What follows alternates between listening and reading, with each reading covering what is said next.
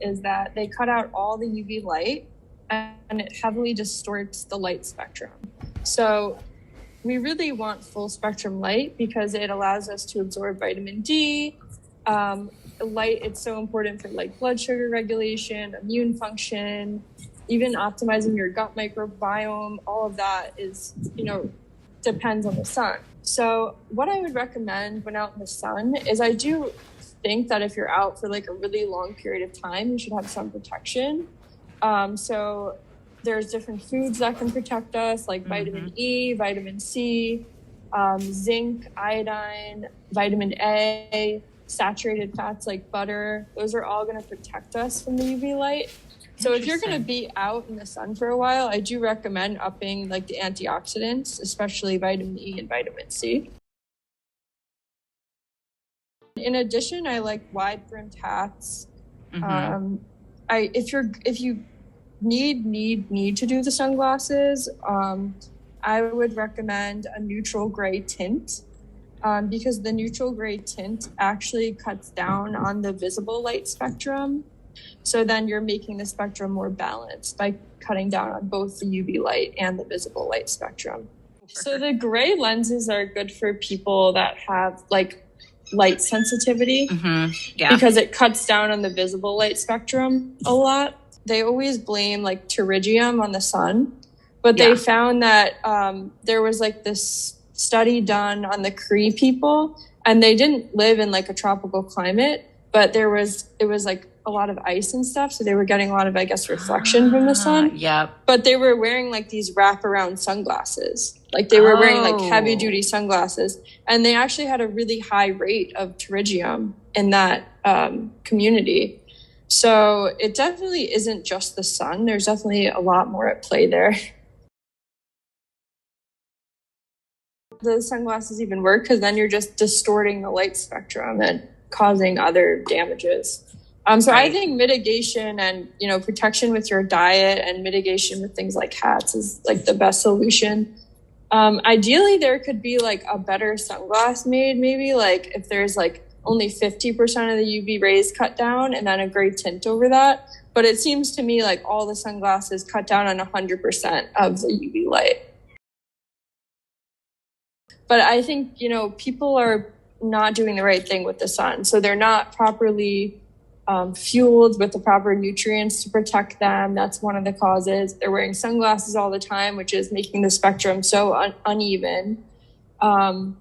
And then the other problem is that non-native EMF is a big driver of cataracts, as well as glycation in the lens proteins. Also, calcification is playing a big role.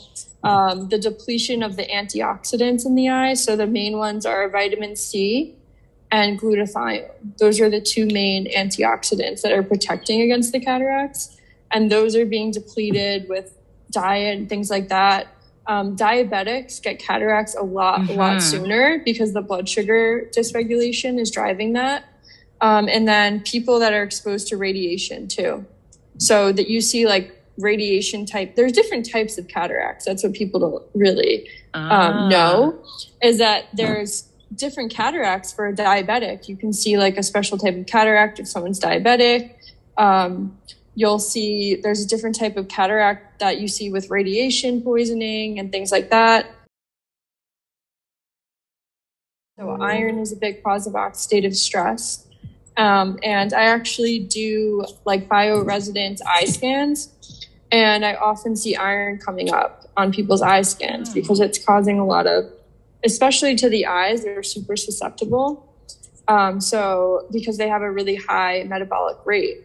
So the iron-induced oxidative stress is another big cause of it. Vitamin C, vitamin E, those are big.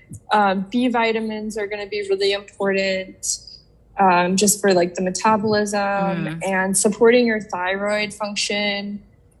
So like copper, taurine can be really helpful for supporting the liver because the eyes are very connected to the liver. Supporting collagen health. So I really like bone broth, things like chicken feet, supporting collagen health with MSM. There's MSM eye drops, and then you can also take that internally.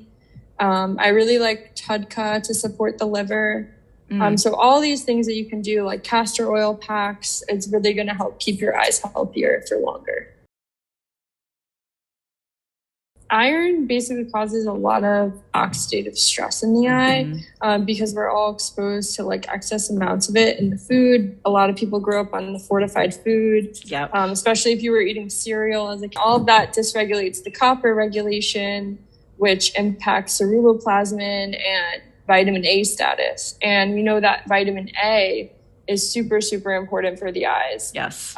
Especially for the photoreceptors. I think that's what a lot of people don't realize is that the rods and the cones, they really need vitamin A to function properly. I've heard cod liver oil. I've heard a lot about the cod liver oil recently and people saying that it helps their vision. Things like beef liver, raw dairy, butter, eggs, that's all going to be really good for the vitamin A.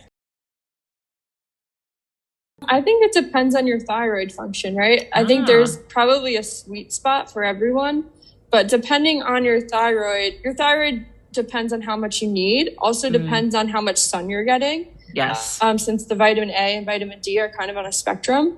Yes. So I really think it's very bio-individual for every person. So I do think you should get your levels tested before going full force with like the beef liver. I definitely think there's a sweet spot. Everything's on a spectrum, and like I don't think that you can just take one thing and like I don't think there's any silver bullets where like if you just just take cod liver oil and your vision will be great. Like it really just depends on like your personal nutrient needs, and everyone is different, and everyone also has like different genetic makeups and like where your ancestors are from. I think that also plays a role in how much nutrients you need.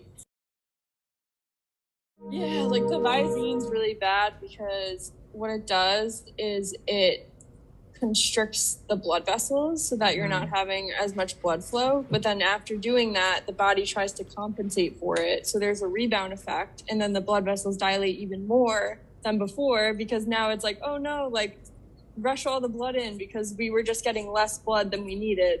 So now the eye is basically like, oh, okay, we need a lot more blood now. So now we have to make the blood vessels even wider. And then so people just get caught up in that and putting those in every day. But meanwhile, like if they focus on, the root cause of what's causing the redness, they could eradicate the problem. I see this in a lot of contact lens wearers, I guess, because their eyes aren't getting enough oxygen throughout the day. And their eyes are just getting irritated from the contact lens solutions and things like that. So that could be one reason, is that your eyes aren't getting enough oxygen. They're not getting enough light so they're more stressed. People that have like histamine issues and allergies, they can get red itchy eyes. So just like supporting copper metabolism, beef kidney is something that you can take to support the DAO enzyme that regulates histamine. Things like that. Taurine eye drops they're pretty cheap, and they're actually really good for supporting the eyes and for detoxification. MSM eye drops are going to be really kind of nourishing instead of relying on like the other over-the-counter eye drops. There's homeopathic eye drops that I like. Just if you feel like your eyes are a little bit dry, you've been staring at the computer for too long and not blinking enough. When we're on the computer, we tend to stare. So when we stare, we're actually not blinking as much as we should be. Other cause is that there's a blue light imbalance, and that's going to activate the sympathetic nervous system. And since your eyes are so connected to the nervous system, the parasympathetic nervous system controls all of the lacrimal gland secretions and the meibomian gland secretions as well. So there's 3 layers to the tears. All the layers of the tears are pretty much impacted by the nervous system. Yeah, so that's a big cause, just being stuck in chronic fight or flight, not staring at the computer, not blinking.